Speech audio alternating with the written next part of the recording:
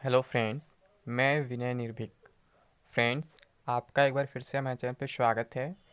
Friends, जैसा कि आप लोग लगातार डिमांड कर रहे थे कि सेफ़ स्कोर क्या हो सकता है, कट ऑफ क्या हो सकता है, शिफ्ट वाइज सेफ़ स्कोर क्या हो सकता है, जोन वाइज सेफ़ स्कोर क्या हो सकता है, या फिर जोन वाइज कट ऑफ क्या हो सकता है। तो ये सारे सवाल आप लोग के मन में थे, तो फ्रेंड्स इस रिलेटेड मैं वीडियो लेकर के अब आया हूँ, जो उम्मीद करता हूँ 11 बजे तक पब्लिश हो जाएगा। आप लोग देख लेंगे तो मैं प्रयास करूँगा आपके मन का सारा डाउट दूर कर दूँ। तो फ्रेंड्स, मैं बता दूं, सेफ स्कोर और मेंस के प्रिपरेशन स्टार्ट करने के स्कोर में काफ़ी डिफरेंस होता है। मैंने मैक्सिमम यूट्यूबर्स को देखा है, मैंने पूरा सर्वे किया। मैं बोला था इसमें टाइम लगेगा वीडियो बनाने में, तो सर्वे किया तो मैक्सिमम लोग क्या बोल रहे हैं कि सेफ स्कोर 65 हो जाएगा और 60 है तो आप प्रिपरेशन स्टार्ट कर दो। बट उन्हें ये नहीं मालूम है कि ऑनलाइन एग्ज़ाम्स में सबसे बड़ा रोल होता है नॉर्मलाइजेशन का। तो इसलिए आप इतने कम डिफरेंस में नहीं कह सकते हैं कि 60 पे तुम प्रिपरेशन स्टार्ट कर दो और 65 तुम्हारा सेफ स्कोर हो जाएगा। तो ये बहुत बड़ा नुकसान होगा फ्रेंड्स, क्योंकि नॉर्मलाइजेशन में 20-22 नंबर तक मेरे खुद बढ़े थे पिछली भर्तियों में, और मैक्सिमम 27-28 तक भी मार्क्स बढ़े हैं। तो केवल 5 के डिफरेंस बोलना कहीं से भी सही नहीं है। तो मैं आप लोग से यही कहूँगा फ्रेंड्स कि आप लोग इन सब बातों के चक्कर में ना पड़ें और मेरी बातों को ध्यान से सुनें। अगर आप एक सीरियस कैंडिडेट हैं तो मेरे बातों को अंत तक सुनेंगे, समझेंगे मैं क्या कह रहा हूँ। ठीक है, अदरवाइज आपको नहीं सुनना है तो न सुने, वीडियो डिसलाइक करके आप जा सकते हैं। ठीक है, मुझे फ़र्क नहीं पड़ता है, मैं चाहता हूँ जेन्युइन कैंडिडेट मेरे साथ बने रहें। लेकिन मैं दूसरों की तरह केवल ये नहीं बोल दूंगा कि 65 कट ऑफ चला जाएगा और 60 सेफ है, मतलब 65 सेफ है, 60 से अटेम्प्ट प्रिपरेशन स्टार्ट कर दूँ, ऐसा मैं नहीं कहने वाला हूँ फ्रेंड्स। ठीक है, इस बार क्या है, कट ऑफ जरूर कम जाने वाला है पिछले बार से। अब आप लोग को लगेगा ऐसा कैसे कि फॉर्म तो 1.26 करोड़ पड़े हुए हैं और वैकेंसी 35,000 है, ये वो। तो फ्रेंड्स, मैं अभी CBT 1 की बात कर रहा हूँ। मैं बार बार कह रहा हूँ CBT 2 काफ़ी टफ होने वाला है। तो CBT 1 की कट ऑफ 100% गारंटीड है, पिछली वैकेंसी से कम जाने वाली है। इसके कई सारे रीज़न हैं जो मैं आपको दिखाने वाला हूँ प्रूफ के साथ। ठीक है, पहली बात मैं करूँ पेपर के लेवल की, तो कुछ लोग तो ऐसा कह रहे हैं कि पेपर कुछ है नहीं, कुछ लोग कह रहे हैं बहुत टफ आ रहा है। तो मैं सबकी बात नहीं करूँगा, लेकिन अब तक के अनुसार मैं ये कह सकता हूँ, जो 2 फेज हो चुके हैं, फेज़ 1 और फेज़ 2 जो भी चल रहा है, इसके अनुसार मैं कह सकता हूँ कि पेपर का लेवल जो है पिछली वैकेंसी से इम्प्रूव हुआ है, ना कि डाउन हुआ है। ठीक है, और आगे के बारे में अभी नहीं जानता हूँ फ्रेंड्स, इसलिए मैं यहाँ लिखा भी हूँ expected cut off based on 2 phases, यानी जो 2 फेज अभी हो रहे हैं या हो चुके हैं उनके बेस में बता रहा हूँ। आगे कुछ चेंजेस होंगे तो मैं आपको बता दूंगा। वैसे मुझे नहीं लगता है कि इससे अधिक चेंजेस होने वाले हैं, क्योंकि नॉर्मेशन इसीलिए किया जाता है और आप देख रहे हैं इसीलिए मेंटेन किया जा रहा है लेवल को, बार बार क्वेश्चंस को चेंज कर दिया जा रहा है।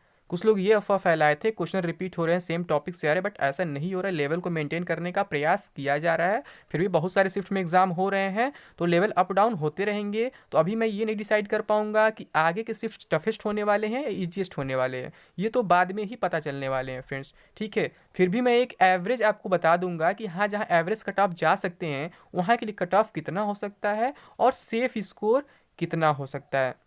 तो इतना तय है, लगभग सभी बोर्ड में, सभी जोन में पिछले बार से कम कट ऑफ जाने वाला है। तो एक रीज़न है पेपर का लेवल, अब तक के अनुसार कह सकते हैं पेपर का लेवल जो है अप है पिछले बार से। ठीक है, और दूसरा है सिलेक्शन प्रोसेस। मैं दिखाता हूँ 2015 के नोटिफिकेशन में क्या लिखा हो सिलेक्शन प्रोसेस में, और इस बार के नोटिफिकेशन में क्या है मैं ये भी बताऊंगा। ठीक है, तो पहले हम देख लेते हैं 2015 का नोटिफिकेशन में सिलेक्शन प्रोसेस। तो देखिए फ्रेंड्स, यहाँ लिखा है स्टेजेस ऑफ एग्जामिनेशन में ए में लिखा है common single stage CBT for all notified categories. बस पहला ही लाइन देख लीजिए क्या लिखा हुआ, कॉमन सिंगल स्टेज CBT, यानी कि सभी एग्जाम का CBT जो है कॉमन है, और सिंगल स्टेज CBT यानी केवल एक CBT होगा। आपको मालूम है इस बार 2 CBT हो रहा है, CBT 1 CBT 2 करके।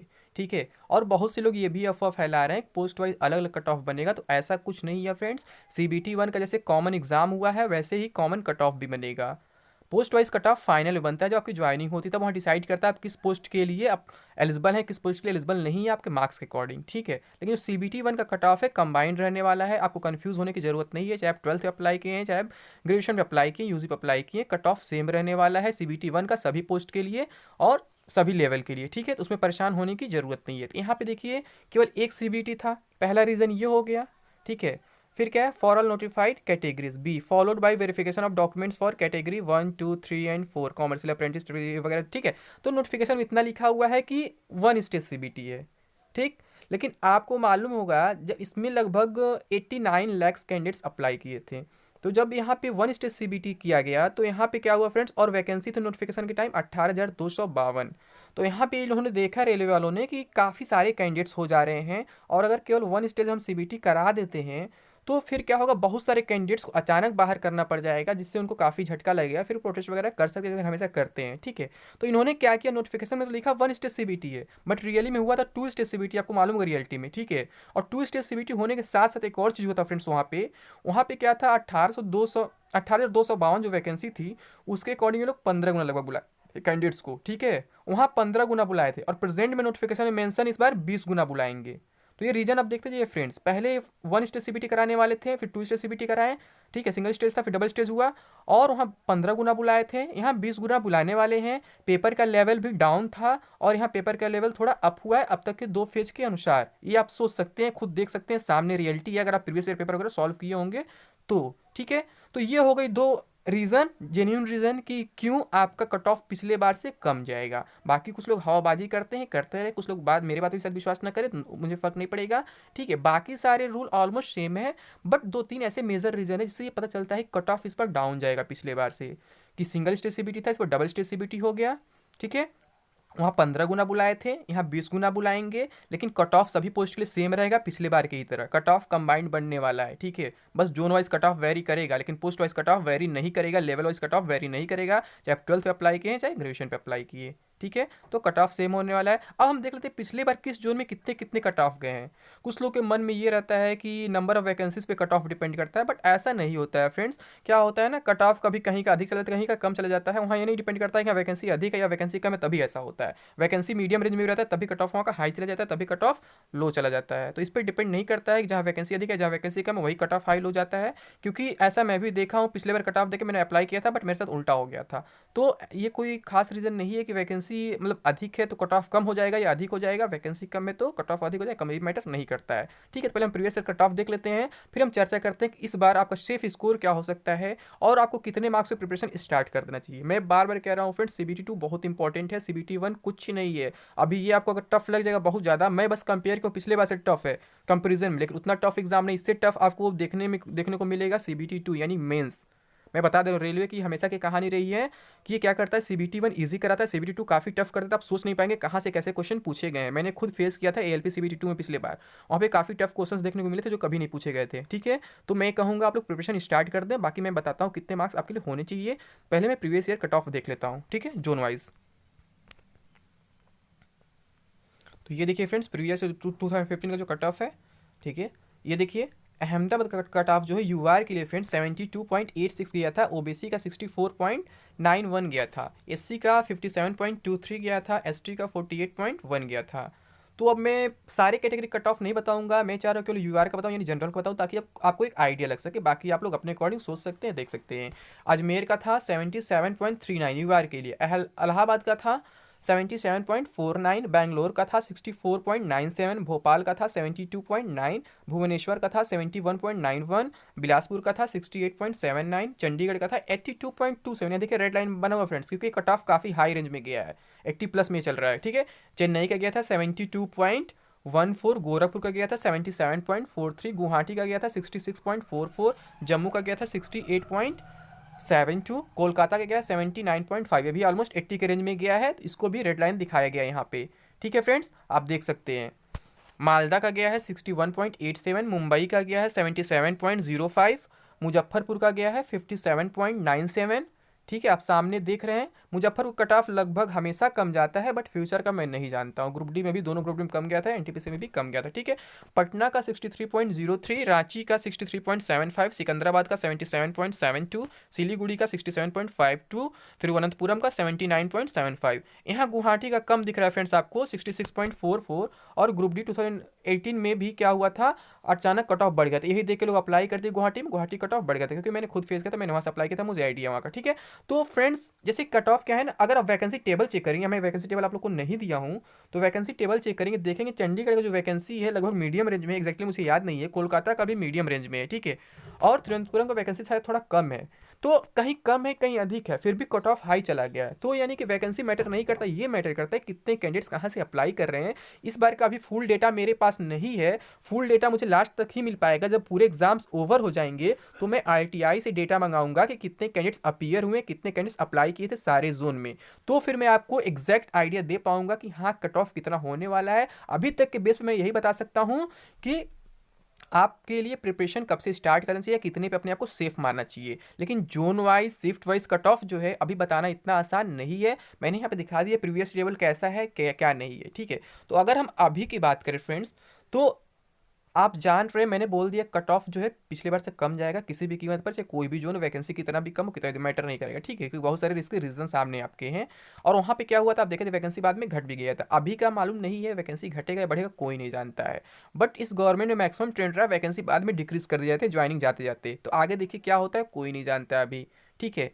तो जो भी होगा देखा जाएगा। अभी हम 35,000 वैकेंसी मान के चलते हैं, 35,200 समथिंग जो है, ठीक है, उसको मान के चले अगर, तो अगर आपके स्कोर फ्रेंड्स रॉ स्कोर 55 बन रहे हैं, तो आप सीबीटी 2 का प्रिपरेशन स्टार्ट कर दीजिए। जी हाँ फ्रेंड्स, 55 पे प्रिपरेशन स्टार्ट करने को बोल रहा हूँ, ये नहीं बोल रहा हूँ कि 55 पे आपकी गारंटीड सिलेक्शन ही हो जाएगी, सीबीटी 1 क्वालिफाई हो जाएगा, क्योंकि नॉर्मलाइजेशन में 25 मार्क्स तक के इफेक्ट पड़ते हैं, 27-8 मार्क्स तक के इफेक्ट पड़ते हैं। लेकिन अगर आपका 55 है, ठीक है, हो सकता है आपका मान लीजिए 20 मार्क्स इंक्रीज कर दे नॉर्मलाइजेशन में, क्योंकि अभी कोई नहीं जानता है कि कौन सा शिफ्ट टफ था कौन शिफ्ट ईजी था, क्योंकि अभी पूरे एग्जाम कंप्लीट नहीं हो, जब तक पूरे एग्जाम कंप्लीट नहीं होंगे तब तक कोई नहीं बता पाएगा कि कौन सा शिफ्ट टफेस्ट रहा है कौन शिफ्ट ईजीएस्ट रहा है, ठीक है। तो मैं ये कहूँगा फ्रेंड्स 55 से आपको प्रिपरेशन स्टार्ट कर देना चाहिए। और लेकिन आप जो है सेफ जोन में नहीं है, आप अभी डेंजर जोन में, क्योंकि आपको मालूम नहीं है फ्रेंड्स कि आपका नॉर्मलाइजेशन में मार्क्स बढ़ेगा या घटेगा या उतना ही रहेगा, क्योंकि नॉर्मलाइजेशन दो तरीके से होता है। एक होता है जो मीडियम शिफ्ट होता है उसे बेस बना लिया जाता है, और जो उससे इजिएस्ट शिफ्ट होते हैं, इजी वाले शिफ्ट होते हैं, उनके मार्क्स माइनस कर दिए जाते हैं, डिक्रीज कर दिए जाते हैं।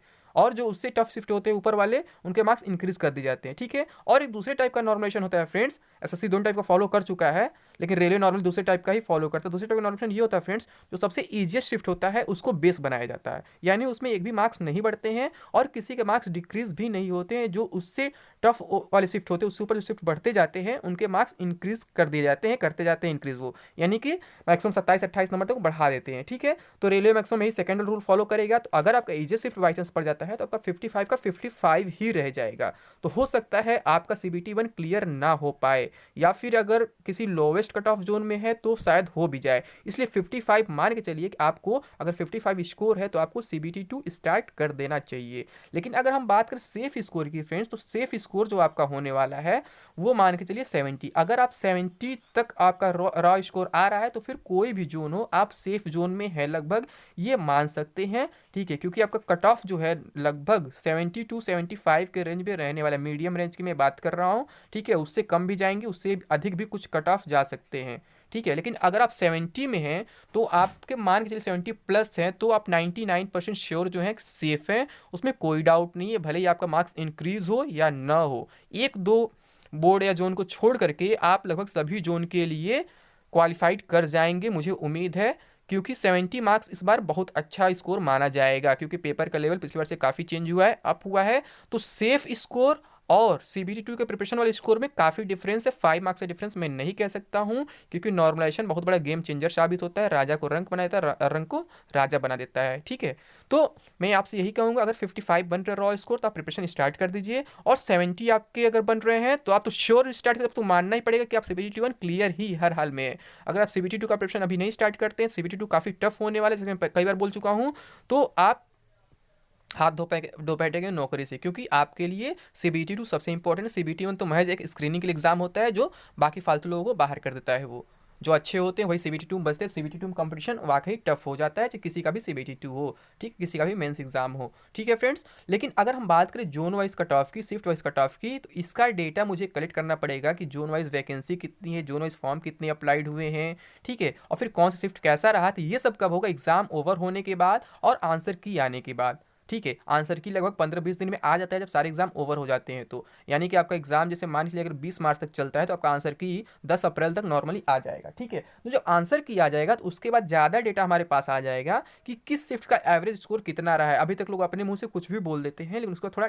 डेटा सही क्लियर हो जाता है। ठीक है, और किस जोन में किसका कितना एवरेज स्कोर है इससे अंदाजा लग जाएगा। मैं सर्वे कराऊंगा तो फिर मैं जोन वाइज कट ऑफ भी बताऊंगा और ईजीएस्ट शिफ्ट भी बताऊंगा और टफेस्ट शिफ्ट भी बताऊंगा। बट अभी ये सब बताना मेरे लिए मुश्किल है। जो अभी बता रहा हवाबाजी कर रहा है, रियलिटी से उसका कोई लेना देना नहीं है। अभी कोई एग्जैक्ट कट ऑफ नहीं बता पाएगा क्योंकि अभी एग्जाम्स पूरे ओवर नहीं हुए। मैं बस सेफ स्कोर बताना चाहता हूं ताकि आप माइंड में मान के चले कि हाँ आपका सिलेक्शन पक्का CBT1 में, CBT1 आपका क्लियर हो जाएगा। और अगर आपका मान लीजिए बॉर्डर जोन है जैसे 55 में बोला हूं, तो वहां से क्या है आपके लक के ऊपर डिपेंड करता है कि आपका सब जो शिफ्ट है आपका टफेस्ट में आता है या ईजीएस्ट में आता है, आपका नॉर्मल मार्क्स इंक्रीज होता है या फिर उतना ही रह जाता है। तो ये थोड़ा सा कंफ्यूजनल मैटर, इसलिए मैं कहूँगा 55 पे स्टार्ट कर दीजिए। और अगर आपको लगता है कि मैं स्टार्ट कर दूँ 55 पे लेकिन मेरा नहीं होगा तो फिर मेरा पढ़ाई क्या होगा, तो फ्रेंड्स ऐसा कुछ नहीं है। आगे ग्रुप डी का एग्जाम आने वाला है। ग्रुप डी का पोर्शन जो है इसका CBT2 का पोर्शन का बिल्कुल सेम है।